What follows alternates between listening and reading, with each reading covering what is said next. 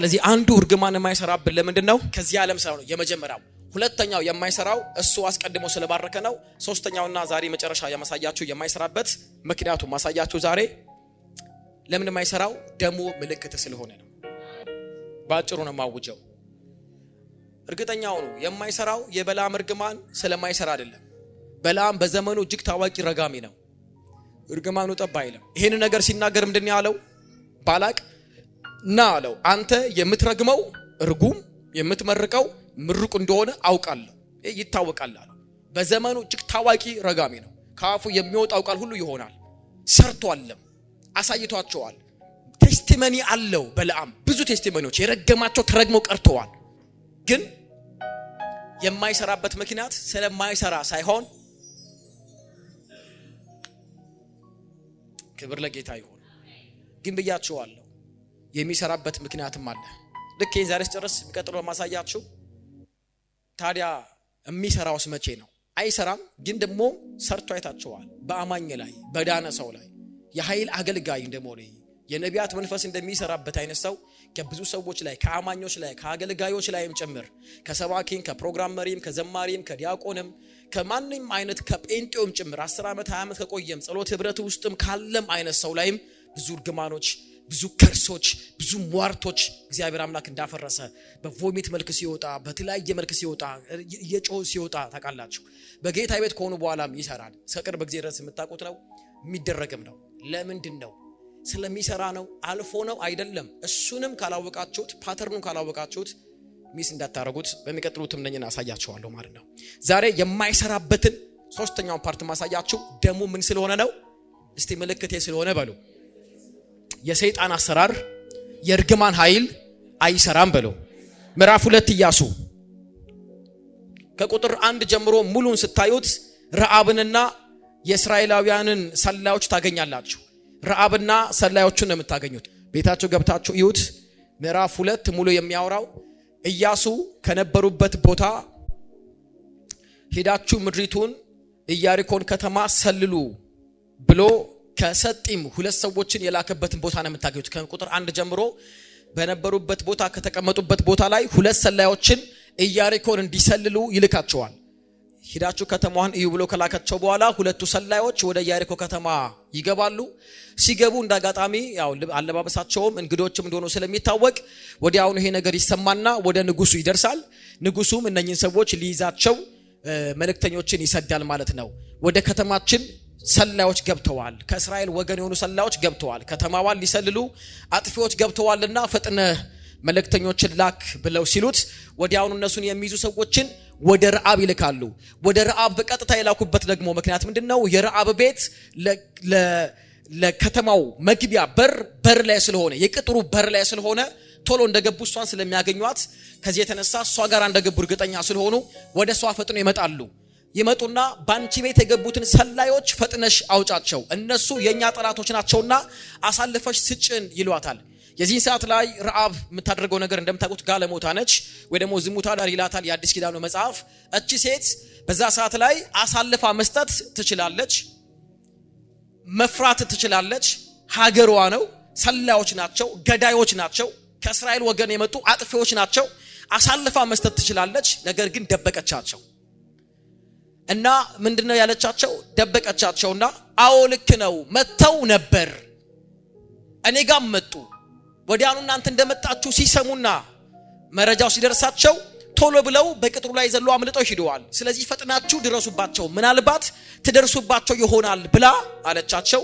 እነሱም ለ3 ቀን የሚያል መንገድ ስለሄዱ በሚሩቁበት ሰዓት ላይ ከደበቀችበት አውጥታቸው እነሱ ያው በእምነት የደበቀችው ከዚህ የእምነት ስራው የተነሳ ነው። የክርስቶስ የዘር ሐረግ ውስጥ የገባቸው ከአሕዛብነት የገባችሁ ማለት ነው። የእምነት ሴት ነች። የዕብራውያን ጻፊ ምዕራፍ 12 ላይ ሜንሽን ያረጋታል። የዕብራውያን ጻፊ እምነቷን ያደንቅላታል። ወዲ ታውጣችና ምን ትላለች? እኛ እናውቃለን እግዚአብሔር ከናንተ ጋር እንደሆነ በእርግጥ እናውቃለን። እንዴት አድርጎ እግዚአብሔር በጸናች ክንድና በብርቱ ኃይሉ ከግብጽ ምድር እንዳወጣችሁ ሰምተናል። ባህር እንዴት እንደከፈለ ፈርዖንን እንዴት እንዳንበረከከ የፈርዖን የጠላትን ቀንበር ሰብሮ እንዴት እንዳወጣችሁ እኛ ኢያሪኮንና በዚያ አካባቢ ያሉ ከነዓናውያን ሌሎችም አሕዛቦች ስለናንተ አምላክና ስለናንተ ብርታት ሰምተናል። በምድረ በዳ በነበራችሁ ጊዜም እንደነ ሴዎን እንደነ አግ የሚባሉ ጠላቶችን እግዚአብሔር ጠላቶቻችሁን እንዴት እንደሰጣችሁ ሰምተን ልባችን ቀልጧል። እውነትም አምላካችሁ በላይ በሰማይ በታችም በምድር እውነተኛ አምላክ ነው እናውቃለን። አሁንም አለቻቸው አሁንም እቺን ልሰልሉ የመጣችሁበትን ኢያሪኮን ከተማ አምላካችሁ እግዚአብሔር እንደሚሰጣችሁ እናምናለን፣ ጥርጥር የለውም ይሰጣችኋል ትላችኋለች። እግዚአብሔር ጠላቶቻችሁን አጥፍቶ ያወርሳችኋል። ይሄን እኮ የምትለው ራሷ ከአሕዛቦች ወገን ከሚጠፉት ወገን እኮ መካከሉና ነው። ግን ልባችን ቀልጧል። ስለናንተ ስናስብ ልባችን በጣም ነው የቀለጠው። አማራጭ የለም፣ ፈርተናል። እንደምንወረስ እንደምንሸነፍ እግዚአብሔር ከተማውን እንደሚሰጣችሁ እርግጠኛ ነን ትላችኋለች። ይሄን ካለቻቸው በኋላ ግን አንድ ነገር ትላችኋለች። ከዛ ቁጥር 12 ላይ እንግዲህ እኔ በጎነትን እንዳሳየዋችሁ ሁሉ እናንተም በጎነትን ለአባቴ ቤት እንድታሳዩ በእግዚአብሔር ማሉልኝ። እኔ በጎነት አሳይቻችኋለሁ አይደል? አዎ። ሊገሏችሁ ከመጡ ጠላቶች እዚህ እንደተደበቃችሁ ሰምቶ ለመጡ መስጠት ትችል ነበር። አልሰጠዋችሁም? አዎ አልሰጠሽንም። በጎነት አድርጌላችኋለሁ? አዎ። እንግዲያውስ እናንተም ለእኔና ለአባቴ ቤት ለአባቴ ለእናቴ ለእህትና ለወንድሞቼ በጎነት እንድታደርጉ እንድታሳዩ ለመናችኋለሁ። ላደረኩላችሁ ወሮታ መልሱልኝ። ምን ማለት ነው? ልታጠፉ ምድሪቷን ልትወርሱ ስትመጡ እኔንና የአባቴን ቤት ግን እባካችሁ ታደጉን፣ አብራችሁ እንዳትጨርሱን፣ አብረን እንዳንሞት ይሄንን ብቻ ጠይቃችኋለሁ አለች። ሁለት ናቸው ሰላያችሁ ተያዩና እነሱ ጋር ያለው ውሳኔው ምንም ችግር የለም አሏት። ምንም ጣጣ የለውም እንዳልሹ እናረጋለን ማሉልኝ አለቻቸው። ማሉላት። ግን መሐላውን ብቻ አልፈልግም አለች። እኔን አባቴን የአባቴን ቤት እናቴን የእናቴን ቤት እህትና ወንድሞችን የነሱንም ቤተሰቦች በአጠቃላይ ስትመጡ ከሚመጣው ሞትና ጥፋት እንድትታደጉን ስለምፈልግ አለች። ለዚህ ደግሞ የሚሆን መተማመኛ ምልክት ስጡኝ አለቻቸው። ይሁት ቁጥር 13 ላይ እንዲህ አለቻቸው፣ እናንተም በጎነት ለአባቴ ቤት እንድታሳዩ በእግዚአብሔር ማሉልኝ፣ መተማመኛ የሚሆን ምልክት ስጡኝ። እስቲ አሜን። ለምንድነው ከሚጠፉት ጋር አብረን ማንጠፋው? የጨለማ ስራ ማይሰራብን። ሶስተኛውና የመጨረሻው ደሙ ምናችን ስለሆነ አልኳችሁ፣ ምልክታችን። እቺ ሴት ምንድነው የምትለው? ልታጠፉ ስትመጡ አብረን እንዳንጠፋ ላደረኩትኝ በጎነት የሚሆን ምላሽ እንዲሆን መተማመኛ ምልክትን ስጡኝ አለቻቸው። እንዲህ መሐላው ብቻ ምንም ያረጋም። ነገ ስትመጡ ሆ ብላችሁ ስትመጡ አሁን ሁለት ብቻ ናችሁ። ኢያሱም አያቀንም፣ ሌሎችም ህዝቦች አያውቁንም። አብረን ልሞት እንችላለን። በምንድነው ታዲያ የምንለየው? ከሚጠፉት ጋር እንዳንጠፋ ምልክት ያስፈልገናልና መተማመኛ ስጡኝ አለቻቸው። ክብር ለጌታ ይሁን። መተማመኛ እፈልጋለሁ። ሂዳችሁ እስክትመጡ ድረስ የሰጣችሁኝን መተማመኛ ይዤ ከዚህ መተማመኛ የተነሳ ከሚጠፉት ጋር አልጠፋም ብዬ እንድል የሚያርገኝን መተማመኛ አለቻቸው። ተያዩና እንደዚህ አደረጉ። እሷ ቶሎ ብላ በቅጥር ላይ በውጭ በኩል በመስኮቱ እንደዚህ በውጭ በመስኮቱ ከከተማ ውጭ ማለት ነው በገመድ አውርዳቸው ነበር። በዚህ ሰዓት ነው የምታወራው። እሷ ቅጥር ላይ ነች ያለችው ተደብቃ፣ እነሱ ታች ወርደዋል።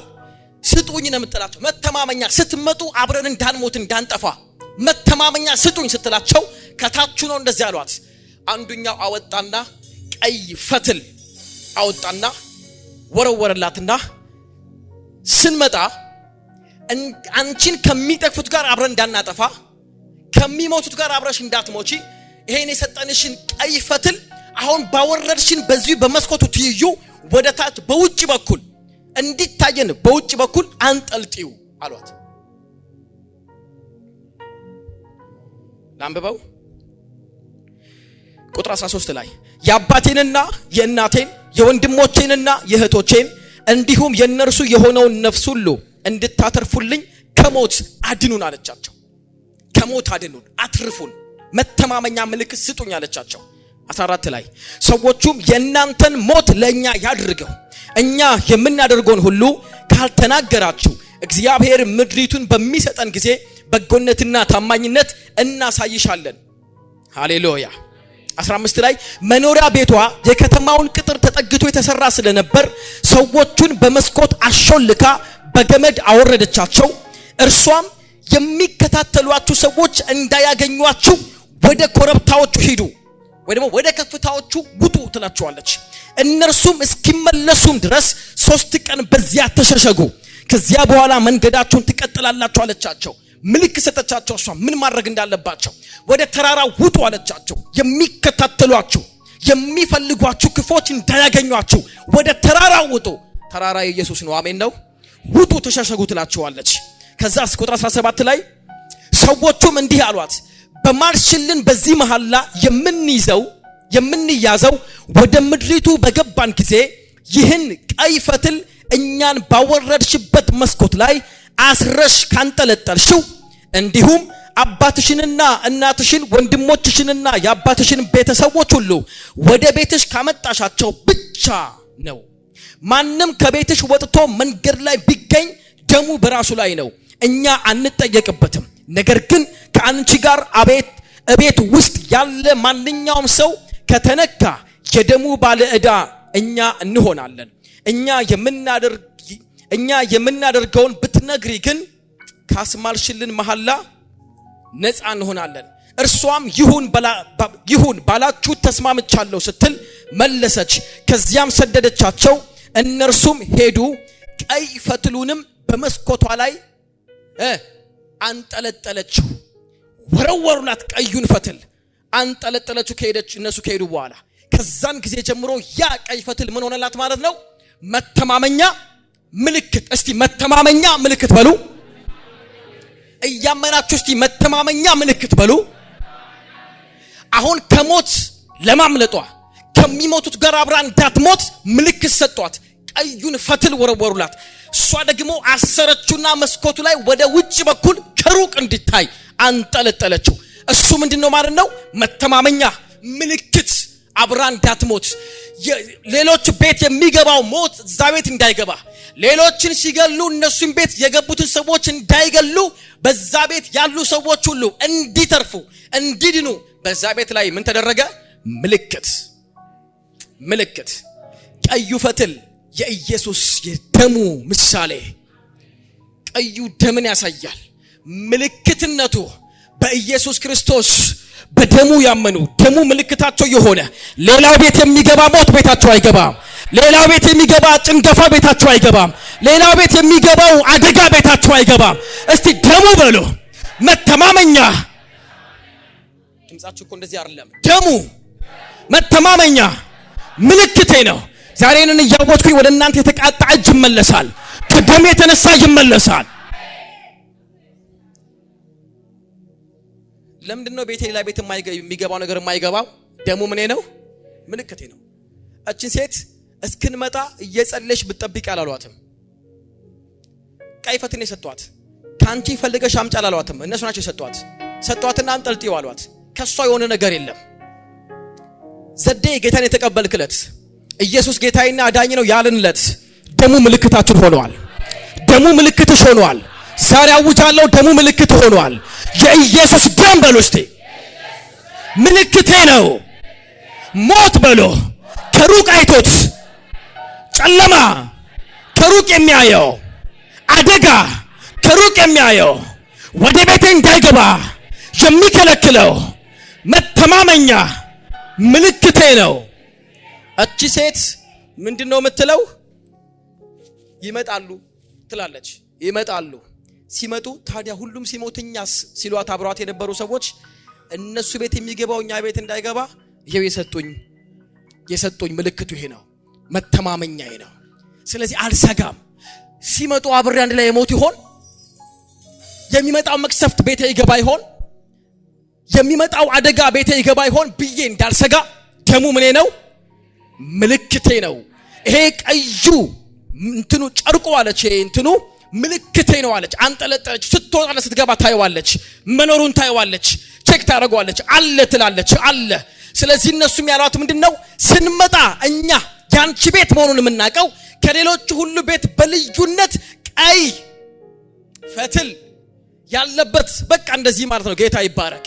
ይሄ አይነት ምልክት ያለበት ቤት ከሆነ እንላለን ስሙ እናንተ ሁላችሁ ይሄ ቀዩ ምልክት ያለበት ቤት እንዳትገቡ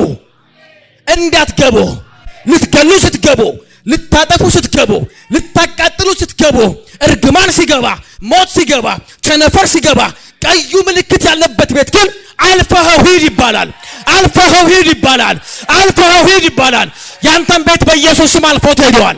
ቤትሽን አልፎት ሄዷል። ደሙ ምልክቴ ነው።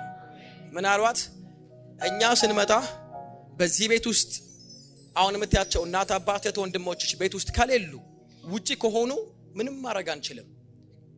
ከሚሞቱት ጋር አብረው አይደለም እህትና ወንድሞችሽ አንቺ ራስሽ ከቤቱ ወጣ ብትይ መሞትሽ አይቀርም። ዋስትናችሁ የናንተ ምናምን እናንተ ላይ አይደለም የተቀመጠው። አንቺም እናትሽና አባትሽም እህትና ወንድሞችሽም የነሱን ቤተሰቦች በአጠቃላይ ሴፍቲነታችሁ ያለው ደህንነታችሁ ያለው ከለላችሁ ያለው እናንተ ላይ ሳይሆን ምልክቱ ላይ ነው። በየቀኑ የሆነ ነገር ስለሚደረግበት አይደለም። ምልክቱ የሌለበት ቤት የሚገባው ቤታችሁ እንዳይገባ የሚያደርገው ስትገቡ ነው። ግቡ እንዳትወጡ ይሄንን ነው። ነገር ግን ከቤቱ ውጪ ከቤት ከናንተ መካከል ወጥቶ የሆነ ሰው ቢሞት ደሙ በእኛ አይደለም አሏት። ወደ ቤቱ ግቢ። የኢየሱስ ደም ያለበት ቤት አትውጡ እንጂ ከቤቱ አንውጣ እንጂ ከቤቱ ቤቱ ውስጥ እንሁን እንጂ። ወንድሞች እዩት፣ በየዓለም ያለውን ጨለማ፣ ውድቀት፣ ፍርሃት፣ ተስፋ መቁረጥ ለምን ቤታችን ያልገባው? ስለ በረታን እኮ አይደለም። የጻድቃን መንገድ ቸርች አባል ስለሆነ አይደለም። ስለምን አነባ አይደለም። ደሙ እንዴ አልፎ ሄደዋል። ሞት አልፎ ሄደ። ሟርት አልፎ ሄደ። የሚመጣው ሁሉ የመጣው ቤታችሁን አልፎ ስለሄደ እንጂ ቢገባ ኖሮ ባለፈው ዓመት የመጣው በሽታ ባለፈው እነኛ ቤት የገባው እርግማን ቢገባ ኖሮ የነሱ አመጻቸው ቤታችን ገብቶ ቢሆን ኖሮ አልቆ ነበር። ኢየሱስ ጌታ ነው። እናንተ አላወቃችሁም እንጂ ጌታው እንዲሆንኩኝ ትላላችሁ እንጂ ስንቱ መሰላችሁ አልፎ ሄደው። ለምንድን ነው ያልገባው? አረ አልገባም እኮ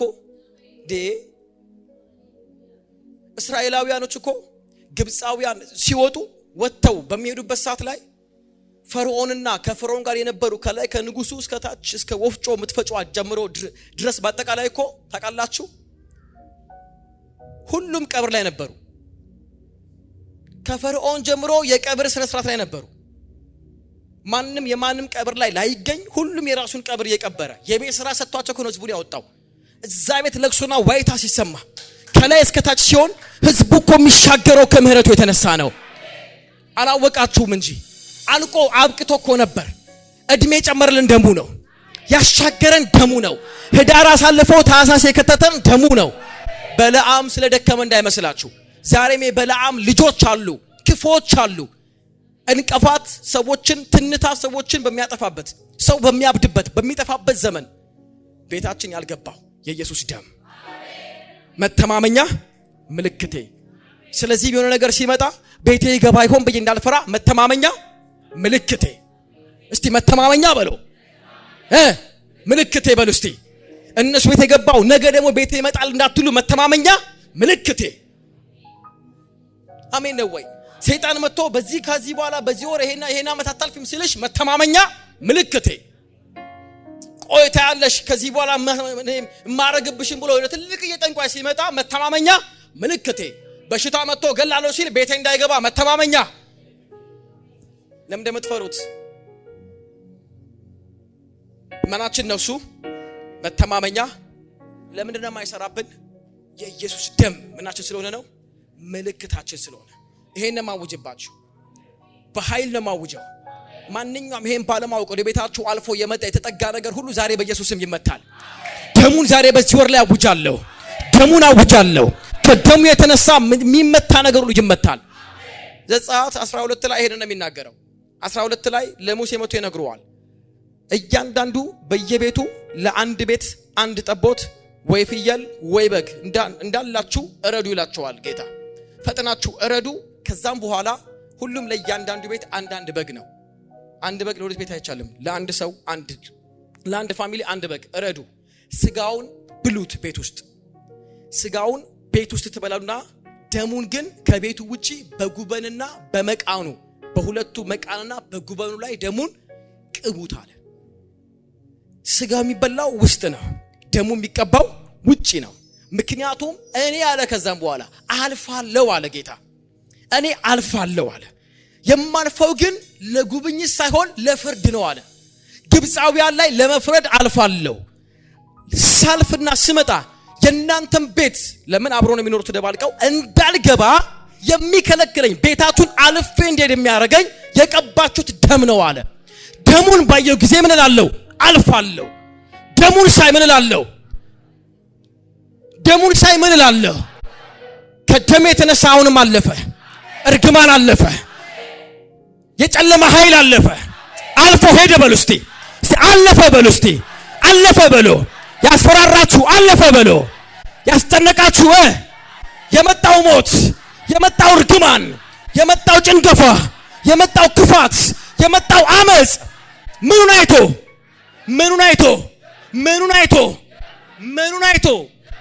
ጾምህን አይቶ ነው። ጌታ ምን አለ? ያን ቤትም አልፎ አለ በቤት ውስጥ ያሉ ሰዎች በጣም ጨዋ ስለሆኑ ነው አለ እንዴ አላለ። ማንንም ሰው አለ ልክ አሁን እዚህ ጋር ለአጋር ረዓብ እንደነገራት ማንም ሰው ግን ደሙ ከተቀባበት ቤት በዛ ሌሊት ለሆነ ነገር ወጣ ብሎ ቢገኝ ይሞታል አለ። በዛ ሌሊት ማንም እስኪነጋ ድረስ ከቤት ውስጥ እንዳይወጣ አለ። ደሙን ሳይ አልፋለሁ። የፋሲካው በግ ነው አለ። አንብበላችሁን አልጨርስ። ኃይለኛ ጸሎት ልጸልይላችሁ ከዛም በኋላ ምዕራፍ 12 ላይ ቁጥር 6 ወሩ በገባ እስከ 14ኛው ቀን ድረስ ጠብቋቸው። በዚያ ምሽት ጀንበር ስትጠልቅ የእስራኤል ሕዝብ ሁሉ ይረዷቸው። ከዚያም ከደሙ ወስደው የጠቦቶቹ ስጋ የሚበላበትን የእያንዳንዱን ቤት ደጃፍ መቃንና ጉበን ይቀቡ። ቅድ ብዬላችኋለሁ። ቁጥር 12 ላይ እኔም በዚያች ሌሊት በግብፅ ምድር ላይ አልፋለሁ፣ ከሰውም ከእንስሳም የተወለደውን የበኩር ልጅ ሁሉ እገድላለሁ፣ የግብፅን አማልክት ሁሉ ፈርድባቸዋለሁ፣ እኔ እግዚአብሔር ነኝ ይልና ደሙም ያላችሁበትን ቤት ለይቶ የሚያሳይ ምልክት ይሆንላቸዋል። ደሙ ያላችሁበትን ቤት፣ ያላችሁበትን ቢዝነስ፣ ያላችሁበትን ቤተክርስቲያን ለይቶ ያሳያል። ምልክት ማለት ሲጀመር ትርጉሙ ከሩቅ የሚታይ ማለት ነው።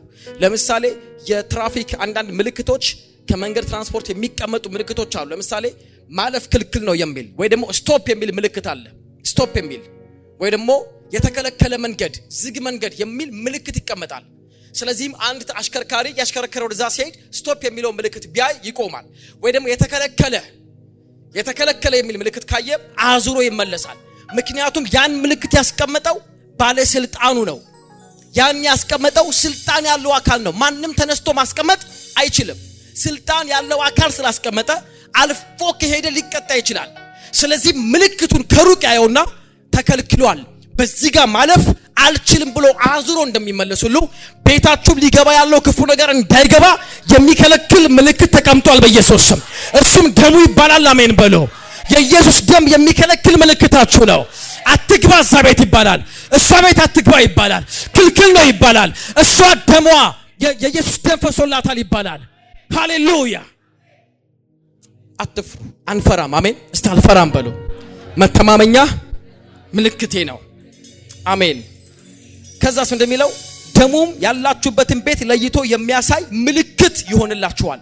እኔ ደሙን በማይበት ጊዜ እናንተን አልፋለሁ።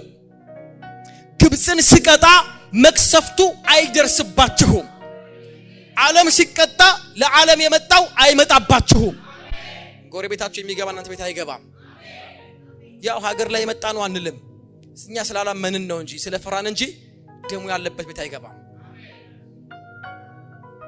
ቁጥር 21 ላይ ከዚያም ሙሴ የእስራኤልን ሕዝብ አለቆች በሙሉ አስጠርቶ እንዲህ አላቸው ቶሎ ሄዳችሁ ለየቤተሰቦቻችሁ የሚሆን ጠቦት መርጣችሁ የፋሲካን በግ ረዱ ከዚያም ጭብጥ የሂሶጵ ቅጠል በመውሰድ በሳህን ውስጥ ካለው ደም ነክራችሁ የየቤቶቻችሁን ጉበንና ግራቀኝ መቃኑን ቀቡ ከእናንተም አንድም ሰው እስኪነጋ ድረስ ከቤቱ አይውጣ እግዚአብሔር ግብፃውያንን ለመቅሰፍ በምድሪቱ ላይ በሚያልፍበት ጊዜ በጉበኑና በመቃኑ ላይ ያለውን ደም ሲያይ ያንን ደጃፍ አልፎ ይሄዳል ቀሳፊውም ወደ ቤታችሁ ገብቶ እንዳይገላችሁ ይከለክለዋል ከልካዩ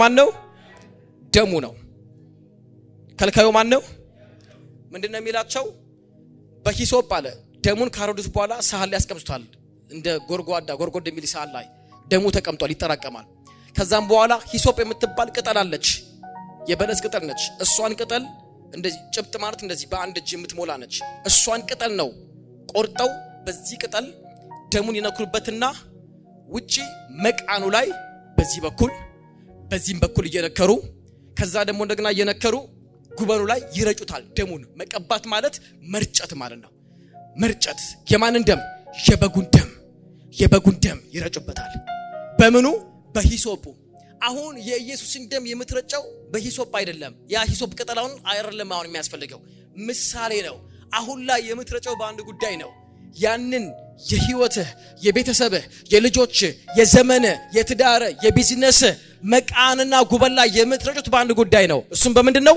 በመናገር በማወጅ አሜን ነው ወይ የኢየሱስ ደም ከለላይ ነው ብለህ ስታውጅ እየረጨህ ነው ልጆችን እንዳይነካ ደሙ ተቀብቷል ትረጫለህ ቤቴ ሞት እንዳይገባ ተከለከለ እየረጨ ነው የኢየሱስ ደም ለኔ ከለላይ ነው ትላለህ አሜን ነው ወይ ላይ ነው ማለት ነው ብዙ ሰው ግን ያን ሂሶጵ አይጠቀምበትም አያውጅም ደሙን አይናገርም አይቀባውም የቢዝነሱን መቃን የልጆቹን ጉበን ትዳሩን አይናገርም ቀቡት አለ ያን ሳይ አልፋለሁ አለ በቀን ውስጥ ሰኞ ሐሙስ ላይ አርብ ቅዳሜ ላይ ሊመጣ ያለው ሞት አልፎ የሚሄደው ደሙን በየቀኑ ተቀቡታላችሁ በየቀኑ በራሳችሁ ላይ በስራችሁ ላይ በቤታችሁ ላይ በሚሆነው ጉዳይ ላይ ደሙን በመርጨት ሞት ያልፋል ሊመጣ ያለው ጥፋት ያልፋል በጌታ በኢየሱስ ስም እኔና ቤት ተጠብቀናል ትላለህ የልጁም የክርስቶስ ኢየሱስ ነው ቃል በኢየሱስ ስም አይሰራም ስትል ደሙን እየረጨ ነው ትዳር ላይ የተነጣጠረ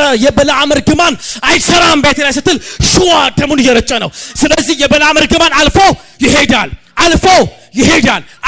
ይሄዳል ጧቶት ስራ ቦታ ላይ በጌታ በኢየሱስ ስም ደሙን አውጀለው ትላለህ ክፉ ሰዎች መተው ባንተ ላይ የሚፈልጉትን እንዳያደርጉ ሂሶጵ ይሄ ነው አሁን አሜን እሱ ነው የምትረጨው መርጨት ማለት ስትናገረው ደሙ ኃይሌ ነው ደሙ ጉልበቴ ነው ደሙ ከለላዬ ነው ደሙ ያነጻኛል ደሙ ያሻግረኛል ደሙ ያበረታኛል ደሙ ይጠብቀኛል የኢየሱስን ደም አልፎ የሚመጣ የለም ደሙ መተማመኛዬ ነው ደሙ ምልክቴ ነው ደሙ ከክፉ ይጠብቀኛል በልዑል መጠጊያ የሚኖር ሁሉን በሚችል አምላክ ጥላ ውስጥ ያድራል ተብሎ ተጽፏል እግዚአብሔርን አንተ መታመኛዬ ነህ እለዋለሁ በእርሱ እታመነዋለሁ አምላኬና መሸሸጊያዬ ነው ብለህ ስትል እያወጅክ ነው ሊመጣ እንዲህ የተዘረጋው ታጥፎ ይሄዳል አትግባ ይባላል የተዘረጋ ረጅም የተቀመጠ በዛ በአንተና በረዓብ ቤት ላይ የተቀመጠው ያ ትልቁ ፈትል ባንተ ቤት ላይ በኢየሱስም ተንጠልጥሏል ወንድሞቼ ሞት የሚባል ጭንገፋ ጠላት የሚባል ጠንቋይ ሟርት የሚባል አስማት የዚህ ዓለም ክፉ ነገሮች ሁሉ ከሩቅ ታውቃለህ እናንተ ቤት ምን እንደሚያዩ ትልልቅ ዲሽ አይደለም የሚያዩት ክፉ ጠላት ከሩቅ የሆነ ጉላቱንም አይደለም የሚያዩት ሮቶም አይደለም የሚያዩት ውጭ ላይ ተቀመጠ የቤታችሁ ምናምንም አይደለም ጠላታችሁ ከሩቅ የሚያየው የኢየሱስን ደም ነው አልገባም ይላል ግባ ሲባል ከአለቃው አልገባም ለምን አይታይም ምልክት አለ ከልካይ አለ እሷ ቤት አትገባም አልፎ ይሄዳል እዛኛ ቤት አንተ ቤት የመጣው አልፎ እዛ ሴር ታየዋለህ ከዛም በኋላ ኖ ተከለከለ በሽታ አምጡ ተከለከለ እርግማን አምጡ ተከለከለ ለዚህ ወር የታወጀው ጨለማ ተከለከለ ላንቺ ትዳር የወጣው ተከለከለ በል እስቲ ተከለከለ በይ አጥፊው ፈጽሞ ጠፍቷልና ሕዝቤ ሆይ ዓመት በዓሎችህን አድርግ ስዕለቶችህንም ፈጽም ይላል። ለምን ሲባል አጥፊው ፈጽሞ ከአንድ ሰው ቤት ላይ አጥፊው ጠፍቶለታል። አጥፊው ጠፋ። አጥፊው ጠፍቷል። አጥፊው ጠፍቷል። ደሙ በልስቲ ደሙ በሎ እንደዚህ ደሙ በሎ የኔ ያያችሁ ኃይል አለው። ደሙ በልስቲ መተማመኛዬ ምልክቴ ነው።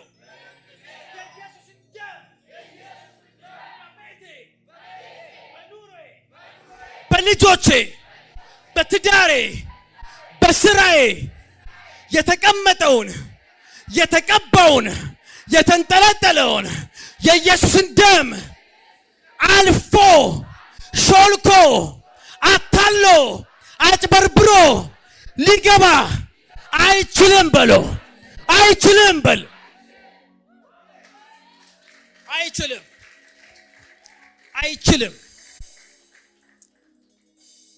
ደሙ በመቃኔ ላይ ስለተቀባ ደሙ በጉበኔ ላይ ስለተቀባ ሞት አለፈ ሄደ ራቀ ከኔ ጋር የጌታዬን ደም አይቶ የኢየሱሴን ደም አይቶ የጌታዬን ደም አይቶ የኢየሱሴን ደም አይቶ ሞት አለፈ ሄደ ከኔ ርቆ የሞት መልአክ ሊያስፈራኝ ተሸሽጌያለሁ አያገኘኝም ተሸሽጌያለሁ አያገኘኝም። ዙሪያዬ እኮ በደሙ ታጥሯል። ያን ቅጥር አልፎ እንዴት ይገባል? ያን ቅጥር አልፎ እንዴት ይገባል? ለጠላቴ የሐዘን ለኔ የደስታ ቀን ነው። ሞት እየገባ ያለው በጠላቴ መንደር ነው።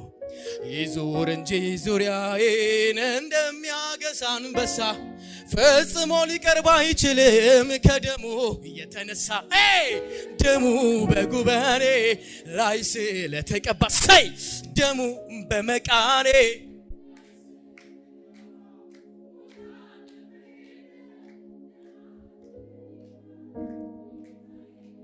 ሻታታታታታስ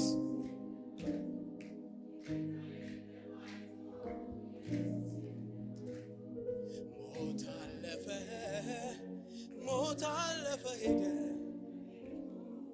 ባንተ ነው መኖሬ ባንተ ነው ክብሬ ክብሬ። እየወደቀ ነው እኮ ጠላት እየወደቀ ነው እኮ እርግማና በሽታው ሻላፋና ማጋድያ ባደፋና ማስ ማራዳና ማጋድያ ባደፋና ማራጃቶ ዶሮቦ ደፎኖ ሞጎድያ ባደፋና ማስ የኢየሱስ ደም ምልክት ሆነላችሁ። አይ ፕሮፌሰር in the mighty name of Jesus የንጉሥ ደም ምልክት ሆነላችሁ። ባስፈራችሁ ነገር ላይ ምልክት ሆነላችሁ። ባስጨነቀ ነገር ላይ ምልክት ሆነልህ። ወጣ ከቤት አሁን የገባ ጨለማ ወጣ ከቤት በመስኮት የገባው ጠላት ተንጠልጥሏል። የኢየሱስ ምልክት አትፍራ።